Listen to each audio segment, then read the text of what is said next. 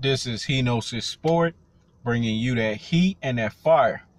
All right, I want to talk about drinks that you can drink during your fasting state or your fasting period. I'm going to tell you the drinks that I drink during my fasting state, and I'm going to explain the acceptable drinks and the reason why these drinks are acceptable to drink during your fasting. Number one, black coffee. When I say black coffee, you have to understand what that means. That means coffee with no sugar in it, with no cream in it, just strictly black, meaning once the coffee has been brewed, whether it's straight from beans and then you grind it and you brew it that way, or you just brew it and you get like coffee that's already grinded, the coffee has to be black. Here's the reason for that.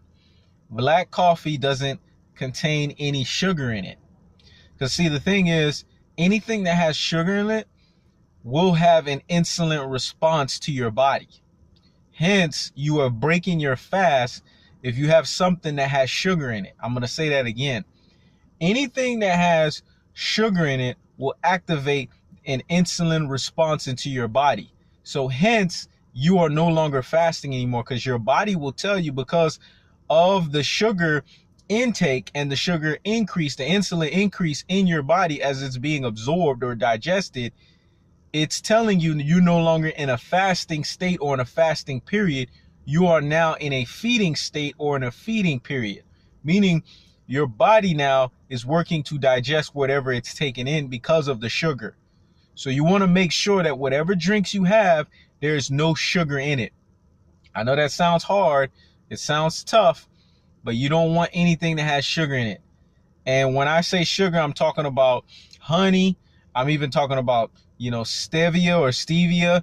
I'm even talking about maple syrup. You don't want anything that has sugar in it, because even those natural sugars, and there is a difference between natural sugars and refined sugars or processed sugars, it's still going to have an insulin response to your body. Hence, your body will tell itself that it's no longer fasting. So it's crucial and important to remember that. So whatever you're drinking, you want to make sure it has no sugar in it. So black coffee is acceptable. And for those of you who, don't want to drink black coffee or is a coffee drinker, there's no way around it. If you are a coffee drinker, black coffee is going to pretty much be your only option. Like, you can't really tweak it and then think that your body's not going to be smart enough to know that there's an insulin response. It's either you're going to have it that way or you're just not going to have it at all. Now, if you don't want to drink black coffee, because black coffee is not for everyone, which is what I drink, and you want to drink something different, then there's tea. Black tea, green tea, white tea, oolong tea, hibiscus tea, herbal tea. The list goes on and on. There's matcha tea, which is another super form of a green tea. Let's see. There's, chamomile tea. There's oat flower tea. I mean, you name it. There's so many teas out there. But here's the thing. These teas, you got to drink them the same way as the black coffee, with no sugar in it. No form of additive sugars in it. You don't want to add any sugar. If you drink those teas without sugar, then it's not going to activate an insulin response. It's an acceptable drink to drink outside of water, because water can be boring for those who just don't want to drink water. Now, unless you're an avid water drinker like myself, or someone who drinks a lot of water like myself, then if water is boring for you, then these options are available. So again, black coffee, black tea, they're all good. And here's the thing. The reason why they help in the process of the fasting state, you have to understand what black coffee and teas do. They are diuretics. So what they do is they activate a bowel movement response. So they further aid in the fasting state in detoxifying your body. Black coffee and teas have antioxidants in them. They are rich in antioxidants. so rich in antioxidants that they help to lower cholesterol. They help to lower your blood pressure. They help to keep your blood lipids healthy and functioning the way that they're supposed to. And they overall help you to use the restroom, whether it's a number 1 or a number 2. So they're very good in adopting into the fasting period. Like when you're going towards the end of your fasting, whether it be in the morning or late afternoon, for those of you who push it back to like 12 or 1 or 2 o'clock, drinking black coffee in its true and only natural state with no additives, drinking tea in its true and only natural state with no additives are acceptable drinks to drink. All of this stuff with flavored water, no, that's not acceptable because it has some form of sugar in it. See, you gotta remember, there's no shortcuts to this stuff. You have to understand what the word fasting itself means. It means to abstain from eating. It means to not be eating. It means to not have anything in your body that can convert into energy, because that's what food does. It converts into energy and it activates your insulin response. It elevates your insulin response, and then it tells your body that you are eating. Your body's very intelligent. So you want to make sure you abstain from anything that does that to the insides of your body. You can have iced tea too, but again, same rules apply with iced tea. You want to make sure that the iced tea does not have any additives in it in the form of sugar that can convert into insulin.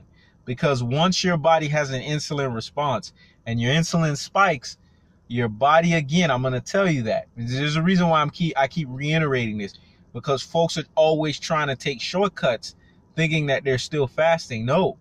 If you are a person who prescribes to any type of form of fasting, preferably intermittent fasting, and you tell yourself that you are drinking coffee or tea or anything and you've put sugar in it, regardless of what variation of sugar that is, you have broken your fast. You are not fasting. So you have to drink these items in their original state, because remember, in their original state, they don't have sugar.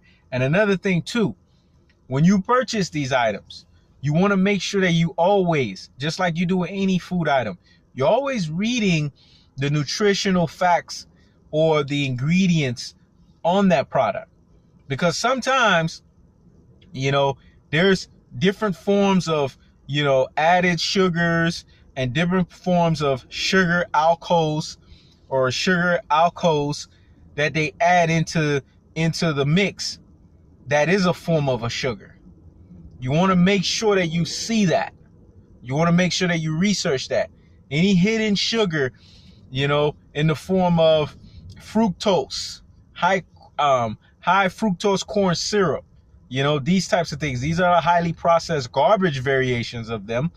But anyone that says fructose in it, anyone that says stevia in it, anything that has honey in it, it has sugar. So hence, because sugar has been added to the product, in an indirect way or in a secondary way, it still will activate an insulin response in your body. So basically, what am I telling you? If you're going to have black coffee, you're going to have tea, you need to have it in its most natural and purest form. And in its most natural and purest form, there is no sugar applied or no sugar added to these drinks or to these beverages. And then also there's water. You could drink alkaline water during your fasting. What does alkaline water look like? There's so many variations.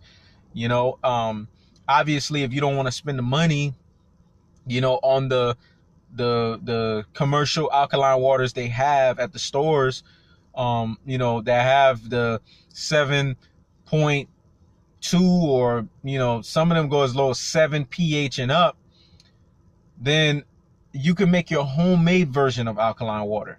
And homemade alkaline water is as simple as having water, as having lemon, cucumber. So I'm going to say that again. You want to have water with you. You want to have lemon. You want to have cucumbers. And you mix that together. And when you mix that together, it creates an alkaline effect. And hence, you're having homemade alkaline water. And if you can get mint leaves, I would throw some mint leaves in there as well too. So let me add that to the mix, and let me say that one more time. Homemade alkaline water is water itself. Obviously, you want to make sure that water is filtered, because just drinking it out of the sink is a no-go. So if you can get you a good filter, that's reasonable, that can filtrate the water, and get the chlorine out, get as much fluoride out of the water, get a lot of the toxicity that's in the water out, get all that mercury and all of these other different things that are in water. If you can do that, I would tell you to do that. And then after that's done, then you want to take a piece of lemon, squeeze that lemon, the juice of the lemon, in the water. So that way the water is lemonized. That's a term that I use. You want to have that water lemonized. I'm going to say that again. Take some of that lemon juice and squeeze it into the water. And here's the thing. The lemon juice is not the most powerful aspect of the lemon. It's actually the peel. So you want to do both so that you can get the maximum. Because remember, I'm all about getting the maximum proficiency or the maximum benefit of something. So you squeeze the lemon juice in there. You take the lemon peel after you squeeze the lemon in there, and then you throw it in the water. Then you take a piece of cucumber. All you need is a small piece of cucumber. Throw it in the water. And then you take just 1 or 2 strands of mint leaves and put it in that water. And then you do a quick little stir. Make sure it gets all in there. Make sure all of the juices and everything, all of these herbs, and the cucumber and everything settle into that water. Let it sit for a few minutes. And then you drink it. That is homemade alkaline water. You can drink that. That's good for you. And I would recommend, before you wake up in the morning, before you do anything, depending on your body type, I would recommend to drink anywhere between 8 ounces to 24 ounces of alkaline water in the morning when you wake up, and 8 ounces to 24 ounces, depending on your body type and what water load your body can take and how frequent you use the restroom. 8 ounces to 24 hours right before you go to sleep. It's very crucial to do that. If you do that, you'll start seeing how it will help the digestive process of your body. Because what water does, if you understand how water works, water helps in detoxifying your body. It's another aid on top of what your body is doing in intermittent fasting. So when you're drinking alkaline water, you are now taking it to the next level because you're alkalizing the body. And hence, cancers and things of that nature, diseases, they can't thrive in an alkaline environment. I'm going to say that again. Cancers and diseases, hence, can't thrive in an alkaline environment. So you want to make sure that you drink 8 to 24 ounces of alkaline water in the morning and drink 8 to 24 ounces of alkaline water at night right before you go to sleep. And it's good for you, and it keeps your heart from not overworking itself. See, and that's the thing. People fail to realize that. When you go to sleep at night, your body is still working. You're sleeping, but there's internal organs like your heart that's still pumping, pumping blood to all of these different arteries and veins in your body, pumping blood and oxygen everywhere.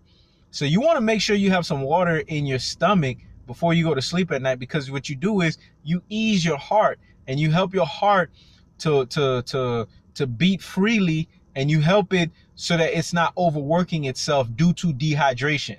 Yes, when your body is dehydrated, it forces your organs to have to overwork itself to have to compensate for the dehydration.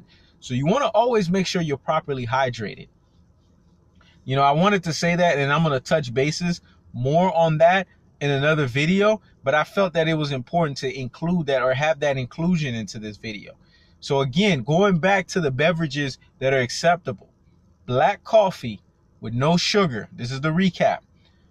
Teas, you can have all variation of teas, whatever tea you want. Make sure it has no sugar. You want to make sure that you drink alkaline water, and exactly the way I say it, either the homemade version in the pretty much in the instructions that I gave you early on in this video, or you can go get you a commercial based alkaline water. And there's so many different names to these commercial based ones. You guys know the names of them. You know, they're out there. The Essentia, you know, what else? What's that other one called? The Icelandic. You know, I mean, there's brands out there of alkaline water that I would recommend because the pH is high and it will keep your body alkalized. You know, there's Alaskan Glacial. That's a good one. That has 7 pH or higher. So there's a lot of ones that's out there that's really good and that will keep your body alkalized. These are the beverages that I believe that you should have in your fasted state. This is Henosis Sport, checking out.